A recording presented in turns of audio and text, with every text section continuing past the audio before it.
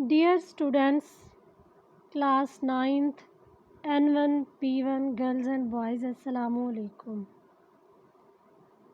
بچوں، اردو کے سبجیکٹ کے ساتھ آج کا ٹاپک ہے خواجہ حیدر علی آتش، غزل نمبر 2 نصف پڑھیں گے آج ہم، اور آج ہے 16 جون 2020. آئیے آج کے سبق کا آغاز کرتے ہیں. شاعر جس کو ہم پڑھنے جا رہے ہیں ان کا نام ہے خواجہ حیدر علی آتش. بچوں، پیج نمبر 130. خواجہ حیدر علی آتش 1764 میں پیدا ہوئے، 1846 میں ان کا انتقال ہوا. نام حیدر علی اور تخلص آتش تھا. آپ فیض آباد لکھنؤ میں پیدا ہوئے. ان کے والد کا نام خواجہ علی بخش تھا جو دلی کے ایک معزز خاندان سے تعلق رکھتے تھے. شجاع الدولہ کے عہد میں دلی چھوڑ کر فیض آباد آ گئے. ابھی آتش صغیر سن تھے کہ والد وفات پا گئے، اس لیے ان کی تعلیم و تربیت بہتر طریقے سے نہ ہو سکی. آتش نے نواب مرزا تقی خان کی ملازمت اختیار کی، ان کے ساتھ لکھنؤ آ گئے. شاعری میں مصحفی کی شاگردی اختیار کی. آپ کے اپنے ہم عصر شاعر امام بخش ناسخ سے کئی ادبی معرکے ہوئے. آپ قلندرانہ مزاج کے حامل تھے، اس لیے کسی دربار سے وابستہ نہیں ہوئے. بچوں، پہلا پیراگراف شاعر کے حالات زندگی سے ریلیٹڈ ہوتا ہے. نام حیدر علی، ٹھیک ہے. تخلص آتش کرتے تھے. والد کا نام خواجہ علی بخش تھا. ملازمت اختیار کی انہوں نے نواب مرزا تقی خان کی، اور شاگردی اختیار کی ہے مصحفی کی. امام بخش ناسخ ان کے ہم عصر ہیں، ان سے کئی ادبی معرکے ہوئے ہیں. وہ قلندرانہ مزاج کے حامل تھے، اس لیے کسی دربار سے وابستہ نہیں رہے.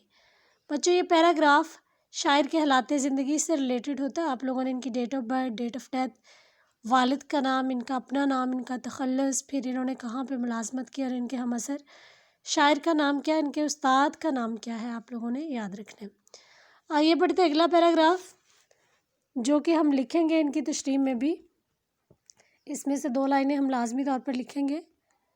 آتش غزل گو شاعر تھے. ان کی غزلوں میں تغزل کی بے شمار خوبیاں پائی جاتی ہیں. غزل گو شاعر ایسا شاعر جس کی مقبولیت غزل کی وجہ سے ہو. تغزل کہتے ہیں رنگا رنگی، بیشتر کافی حد تک. وہ بھی اپنے زمانے کے دیگر شعراء کی طرح. بچوں، زمانے عہد، دور، دیگر، دوسرے، شعراء شاعر کی جمع ہوتی ہے، کی طرح شاعری کو شاعرانہ صنائی کا مطلب ہوتا ہے ہنر کاری. مرصع کاری، مرصع کہتے ہیں آراستہ کرنا، سجانا، سنوارنا، اور الفاظ کی نگینہ کاری کہتے تھے. نگینہ کاری جیسے موتیوں کا ایک لڑی میں پرونا. تاہم آتش کے ہاں عامیانہ شوقیانہ پن عام ہونا کسی موضوع کا، شوقیانہ پن بازاری ہونا دکھائی نہیں دیتا، جو اس وقت کے لکھنوی شعراء کے کلام میں جا بجا نظر آتا ہے. آتش کے کلام میں فکر و غنا، توکل، تصوف، دنیا کی بے ثباتی، قناعت پسندی، درویشانہ رنگ اور اخلاقی مضامین بکثرت دکھائی دیتے ہیں. بچوں، یہ آتش کے کلام سے لے کے آپ خصوصیت پائی جاتی ہیں. یہاں تک 2 لائنیں آپ لوگوں نے یاد کرنی اور تشریح میں لکھنی ہے. بہت اچھی لائنیں انہوں نے چن کر لکھی ہیں، اور کسی بھی شاعر کے بارے میں انہوں نے اتنا کچھ نہیں لکھا جتنا انہوں نے آتش کے بارے میں لکھا ہے. ان کی غزلوں میں تغزل، رجائیت، تغزل کہتے ہیں رنگا رنگی، رجائیت کہتے ہیں امید، سادگی و سلاست یعنی تحریر کا سادہ ہونا، شاعری کا سادہ ہونا، سلاست کہتے ہیں رواں ہونا، نادر تشبیہات، نادر کہتے ہیں انوکھی، تشبیہات و استعارات، عمدہ صنائع و بدائع، رندانہ موضوعات، رندانہ قلندرانہ جس طرح، اور آتش بیانی کی خصوصیات پائی جاتی ہیں. بچوں آپ لوگوں نے خصوصیات پڑھ لی ان کی: فکر و قناعت، توکل، تصوف، دنیا کی بے ثباتی، قناعت پسندی، درویشانہ رنگ، اخلاقی مضامین، ٹھیک ہے۔ اور غزل میں ان کی جو خصوصیت ہیں: تغزل، رجائیت، سادگی و سلاست، نادر، تشبیہات و استعارات۔ آپ ان میں سے کوئی بھی لکھ سکتے ہیں، ٹھیک ہے۔ آخری لائن میں شاعر کے کلیات کا تذکرہ ہوگا یہاں پہ۔ آتش کی تصانیف میں ان کا کلیات ہی اہم ہے، جس میں ان کا وہ سارا کلام شامل ہے جو مختلف اصناف سخن کی صورت میں موجود ہے۔ صرف ایک ہی کلیات ہے ان کا جس میں سارا کلام ان کا موجود ہے، تو آپ لوگ اچھی طرح اسے پڑھیں۔ اس سے ریلیٹڈ جو آپ لوگوں کے ذہن میں کوئی سوال آتا ہے تو وہ بھی پوچھ سکتے ہیں۔ مشکل الفاظ ان میں سے دیکھ لیں آپ لوگ اور انہیں لکھ کے لازمی طور پر دیکھ لیں۔ ثنائی، مرثیہ کاری، الفاظ کی نگینہ کاری، اس طرح کے الفاظ آپ لکھ کے بار بار دیکھیں۔ جو لفظ بھی نیا ہے آپ اسے ایک دفعہ لکھ کے دیکھ لیں تاکہ آپ لوگوں کو مسئلہ باقی نہ رہے۔ تو بچوں آپ لوگوں نے حیدر علی آتش کا تعارف پڑھنا اچھی طرح، ان کی غزل کی خصوصیات، ان کے مضامین کے بارے میں آپ کو پتہ ہونا چاہیے۔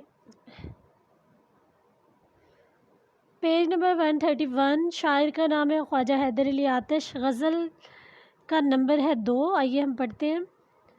رخ و زلف پر جان کھویا کیا، اندھیرا اجالے میں رویا کیا۔ رخ چہرہ، منہ، زلف بال، رخ و زلف میں حروف عطف سے ملایا گیا ہے، یعنی منہ اور بال، چہرہ اور بال۔ پر جان کھویا کیا، جان کھونا، جان قربان کرنا، جان لگا دینا۔ اندھیرے اجالے، اندھیرا کہیں گے آپ تاریکی، اجالا روشنی، رویا کیا روتا رہا۔ بچوں اس شعر کا مفہوم ہے: محبوب کے چہرے اور زلفوں کو یاد کر کے دن رات روتا رہا ہوں۔ یہ شعر مطلع ہے، یاد رہے مطلع ایسا شعر ہوتا ہے جس میں غزل یا قصیدے کا پہلا شعر جس کے دونوں مصرعے ہم قافیہ اور ہم ردیف ہوں مطلع کہلاتے ہیں۔ بچوں طرز مرصع اور دبستان لکھنؤ کے نمائندہ شاعر خواجہ حیدر علی آتش محبوب کی تصوراتی دنیا اور تصور رعنائی اور جمال سے آباد کرتے ہیں۔ رخ یار دن رات شاعر کے گرد گھومتا رہتا ہے، محبوب کی زلفیں ان کے دل کو اسیر کیے رکھتی ہیں۔ بقول شاعر: تو زلف سمیٹے تو ملے دن کو اجالا، تو زلف بکھیرے تو بنے رات کی صورت۔ محبوب کا چہرہ اور حسن شاعر کی تاریک زندگی کو اس طرح روشن کیے دیتا ہے جس طرح روشنی رات کی تاریکی کو اجالے میں تبدیل کر دیتی ہے۔ جھوٹی محبت کا دعویٰ تو سبھی کرتے ہیں، مگر اس میں پیش آنے والی تکالیف کو برداشت کرنا مشکل ہے۔ جب دل جگر بےتاب ہو جاتے ہیں اور ہجر کی طویل راتیں اور زیادہ طویل ہو جاتی ہیں، پھر آنکھیں خون کے آنسو روتی ہیں۔ خواجہ حیدر علی آتش کے شب و روز بھی انہی حالات میں گزر رہے ہیں۔ وہ کہتے ہیں کہ میں محبوب کے حسین چہرے اور اس کی سیاہ گھنی زلفوں پر فدا ہوتا رہا، جس کی وجہ سے دن ہو یا رات آہوزاری اور رونا دھونا میرا مقدر بنا رہا۔ محبوب سے ملاقات سے پہلے میری زندگی میں کوئی غم نہ تھا۔ بقول شاعر: ہمیں کوئی غم نہیں تھا غم عاشقی سے پہلے، نہ تھی دشمنی کسی سے تیری دوستی سے پہلے۔ بچوں شاعر کہتا ہے کہ محبوب سے ملنے کے بعد وہ دکھوں اور غموں اور مصیبتوں میں مبتلا ہو گیا ہے۔ کاش وہ کبھی محبوب کو نہ دیکھتا اور اس کی زلفوں کا کبھی اسیر نہ ہوتا۔ بقول شاعر: ہم ہوئے تم ہوئے کہ میر ہوئے، ہم ہوئے تم ہوئے کہ میر ہوئے، اس کی زلفوں کے سب اسیر ہوئے۔ بچوں شاعر کا کہنا ہے کہ محبوب کے چہرے اور زلفوں پر اس قدر فریفتہ ہو گیا ہے کہ دن رات اس کی یاد میں آنسو بہاتا رہتا ہے، مقصد وہی محبوب اس کی دسترس میں آ جائے۔ بچوں یہ شعر صنعت لف و نشر کی عمدہ مثال ہے۔ اس صنعت کے تحت شاعر پہلے مصرعے میں ایک بات لف یعنی لپیٹ دیتا ہے، جبکہ دوسرے مصرعے میں نشر یعنی پھیلا دیتا ہے۔ یہاں پہلے مصرعے میں محبوب کے رخ اور زلف کا ذکر ہے اور دوسرے مصرعے میں اندھیرے اور اجالے کا ذکر ہے۔ مطلب یہ کہ محبوب کا رخ اجالے کا محرک ہے جبکہ زلفیں اندھیرے کا تاثر نمایاں کرتی ہیں۔ چونکہ مصرع اولی کی ترتیب مصرع ثانی میں الٹ ہے، لہٰذا یہ لف و نشر معکوس ہے۔ اردو کی کلاسیکل غزل میں محبوب ظلم کی جبکہ عاشق مظلومیت کی علامت بن کر سامنے آتے ہیں۔ عاشق اس قدر مظلوم اور بے بس ہے کہ زمانے میں کوئی اس کی فریاد سننے والا نہیں۔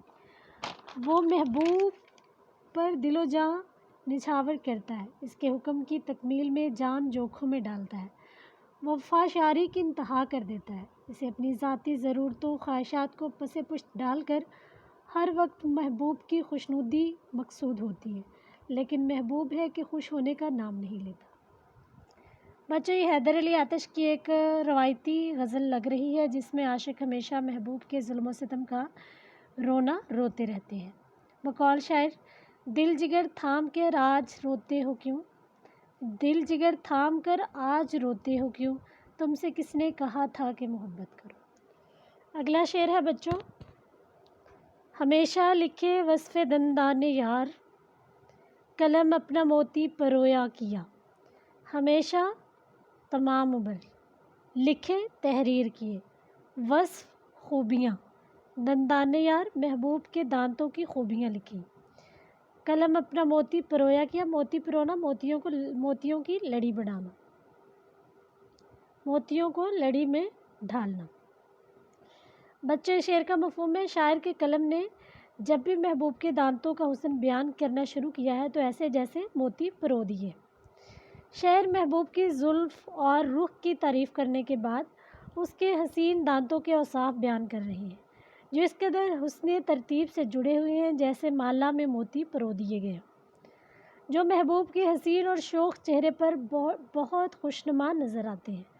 اور جب بھی محبوب کے چمکیلے دانتوں کی تعریف لکھنے لگتا ہوں تو میرے قلم میں اس قدر جوش اور روانی آ جاتی ہے کہ تعریفی کلمات خود بخود ادا ہونے لگتے ہیں، جو ان حسین و دلکش دانتوں کی عطا کا کرشمہ ہے۔ بچوں، شاعر کہتا ہے کہ میں نے محبوب کے دانتوں کی خوبیاں بیان کرنے کی حد کر دی، اس کا نتیجہ یہ نکلا کہ میرا قلم محبوب کے دانتوں کی طرح الفاظ کی خوبصورت موتی پرونے میں طاق ہو گیا۔ اس شعر میں استعارے کی خوبی موجود ہے۔ استعارے میں کوئی لفظ اپنے مجازی معنی میں اس طرح استعمال کیا جاتا ہے کہ اس کے حقیقی اور مجازی معنی میں تشبیہ کا تعلق موجود ہوتا ہے۔ یہاں محبوب کے دانتوں کے لیے موتی کا لفظ استعارے کے طور پر آیا ہے۔ شاعر کا نقطہ نظر یہ ہے کہ محبوب کے دانتوں کو صفحہ کرتاس میں پرونے کے سبب اس کی شاعری خوبصورت بن گئی ہے۔ مطلب یہ کہ شاعر کے استعمال کردہ الفاظ بظاہر الفاظ ہیں مگر حقیقت میں محبوب کے دانت ہیں جو موتیوں کی صورت صفحہ کرتاس پر بکھرے ہوئے ہیں۔ اس نے اعضائے حسن ہی کی طرح حسین اور دل پسند ہوتا ہے، بس حسن کا بیان پڑھ کر قاری اتنا شاد کام ہو جاتا ہے کہ وہ حسن کو اپنی آنکھوں سے دیکھنے کا لطف پانے لگتا ہے۔ تشریح طلب شعر میں ایک نکتہ یہ بھی ہے کہ زندگی میں بڑے مقاصد کے حصول کے لیے دل جذبہ عشق کا موجزن ہونا بہت ضروری ہے۔ جذبہ عشق انسان کے خیالات اور اعمال کو ایسی طاقت، ایسی قوت عطا کرتا ہے کہ ناکامی میں بھی فتح مندی کی شان پیدا ہو جاتی ہے۔ محبوب کے دانتوں کی مسلسل قصیدہ خوانی سے شاعر کی یہی مراد ہے۔ بقول شاعر: سنا ہے بولے تو باتوں سے پھول جھڑتے ہیں، سنا ہے بولے تو باتوں سے پھول جھڑتے ہیں، یہ بات ہے تو چلو بات کر کے دیکھتے ہیں۔ بچوں، اور بھی شاعروں نے محبوب کے ہنسنے سے اس کے بچوں اگلا شعر ہے: کہوں کیا ہوئی عمر کیوں کر بسر، میں جاگا کیا بخت سویا کیا۔ بسر کرنا گزارنا، جاگا کیا جاگتا رہا، بخت مقدر نصیب، سویا کیا سوتا رہا۔ بچوں، اس شعر کا مفہوم ہے: میں کیا بیان کروں کہ میری عمر کیسے گزری، بس میں تو جاگتا رہا لیکن میری قسمت سوتی رہی۔ تشریح طلب شعر میں شاعر نے اپنی بد نصیبی کا تذکرہ کیا ہے۔ وہ اپنی بدقسمتی کے متعلق کہتے ہیں کہ ہمارا مقدر ہی الٹا ہے، ہم جو چاہتے ہیں تقدیر ہمیشہ اس سے الٹ چلتی ہے۔ سکون طلب کرے تو بے سکونی، آرام مانگے تو تھکاوٹ، راحت کی بجائے کلفت، گویا ناکامی و نامرادی کا سامنا کرنا پڑتا ہے۔ بقول شاعر: میں نے چاند ستاروں کی تمنا کی تھی، میں نے چاند ستاروں کی تمنا کی تھی، مجھ کو راتوں کی سیاہی کے سوا کچھ نہ ملا۔ گویا ہمیں کچھ بھی حسب آرزو نہ ملا۔ ہم کیا بتائیں کہ ہم نے اپنی زندگی کس انداز میں بسر کی ہے۔ ایسے معلوم ہوتا ہے کہ ہم زندگی کو نہیں بلکہ زندگی ہمیں گزار رہی ہے۔ ہم نے دنیاوی مال و متاع کے حصول کی کوشش کی تو ناکام رہی، ہم نے محبوب تک رسائی کی کوشش کی مگر کامیاب نہ ہو سکے۔ اس تمنا کی تکمیل کے لیے پوری زندگی جاگ جاگ کر کاٹ دی مگر میری تقدیر سوئی رہی۔ بقول شاعر: حسب خواہش نہ مل سکا کچھ بھی، حسب خواہش نہ مل سکا، حسب خواہش نہ مل سکا کچھ بھی، ہم نے جیون لٹا کے دیکھا ہے۔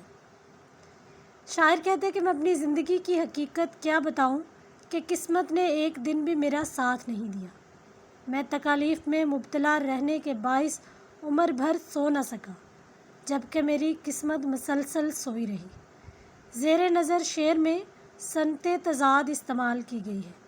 اس صنعت کے تحت دو متضاد الفاظ ایک ساتھ استعمال ہوتے ہیں، تاہم یہ متضاد الفاظ بے ربطی کی بجائے شعر کو خوبصورتی اور فصاحت کا مرقع بنا دیتے ہیں۔ یہاں شاعر نے جاگنے اور سونے سے صنعت تضاد کو پرمعنی بنا دیا ہے۔ ڈیئر اسٹوڈینٹس، اگلا شعر ہے: رہی سبز بے فکر کشت سخن، نہ جوتا کیا میں نہ بویا کیا۔ بچوں، رہی ہمیشہ سے رہنا، سبز تر و تازہ ہری، بے فکر جسے پرواہ نہ ہو، کشت کہتے ہیں کھیتی کو، سخن مراد ہے شاعری شعر کہنا، جوتنا بیل جوت کر زمین کو زرخیز کرنا، بونا کسی بیج کو زمین میں داخل کرنا۔ بچوں، اس شعر کا مفہوم ہے: بغیر کسی محنت کے میری شعر و شاعری کی زمین سرسبز و شاداب رہی۔